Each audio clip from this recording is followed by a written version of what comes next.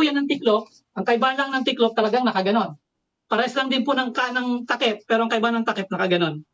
Nakaganon lang talaga siya. Tapos, bakit po sinabing krusada? Kasi naka-X lang.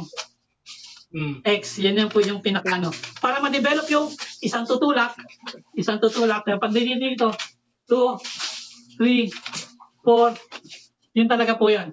Palo, 2, so 1, 3, pero may grip. Yan. So, wala siyang tama kasi cross lang naman yung krusada lang. 2,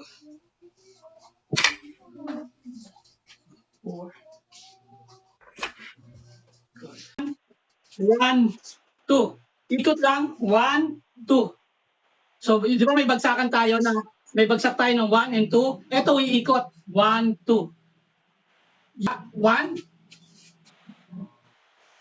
Then, kabila ulit. 1.